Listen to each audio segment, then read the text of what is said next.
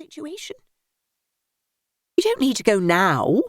There's no point in dragging things out, Nessa. The decision's been made. A clean break and all that.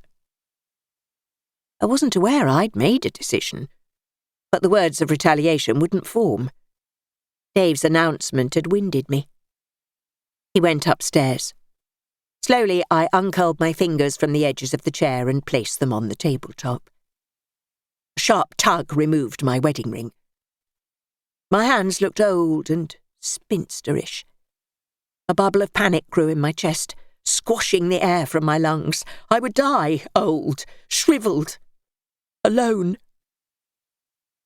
Deep breaths. Focus on the everyday and take deep breaths.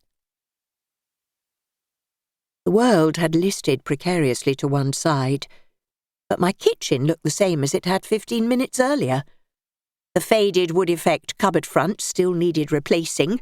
The black stain was as obvious as ever on the vinyl near the back door, where one of us had walked oil in on our shoes, and the old photo of Liam, with his giant rucksack at the airport, was still fastened to the fridge, with a magnet bearing the red maple leaf of Canada.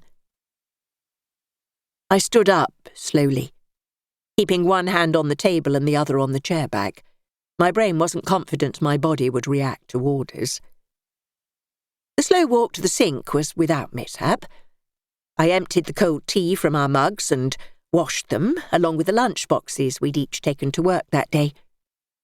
From above, I heard my husband open bedroom drawers and rattle coat hangers.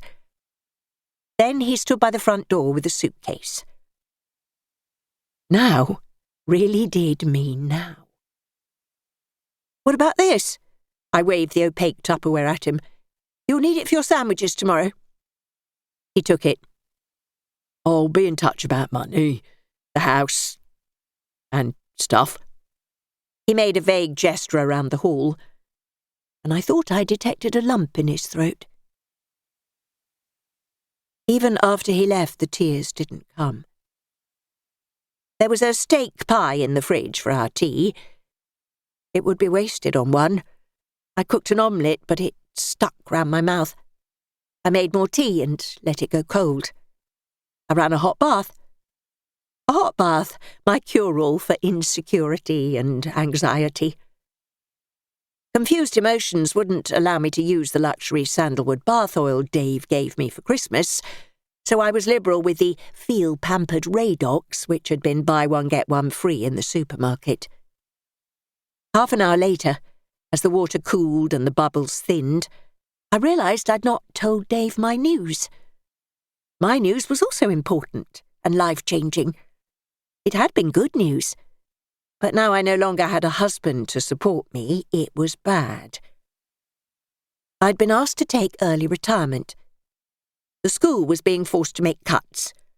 We had a falling roll, and fewer pupils meant less money. Less money meant fewer teachers, and I wasn't to be one of them, Latin not being a priority. I'd only lasted as long as I did because the head teacher studied classics at Oxford and had a soft spot for the subject. Now, he and a couple of others were going as well.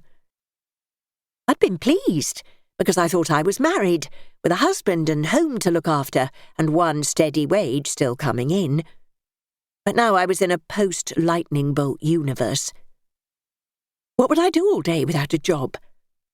Liam lived in Canada, so there was no family to fill my time. If grandchildren came along, I wouldn't be chief babysitter. Liam. He needed to know that Dave and I had split. Dave wouldn't think to contact our son.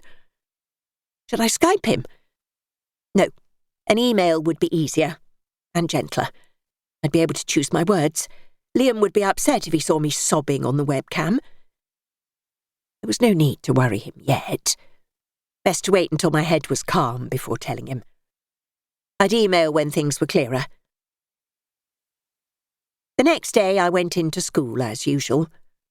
I hadn't cried, and I hadn't slept. I'd drowned in the darkness of my future. At lunchtime, the head was in the staff room, telling us how he was going to use his enforced early retirement to indulge his passion for family history. He had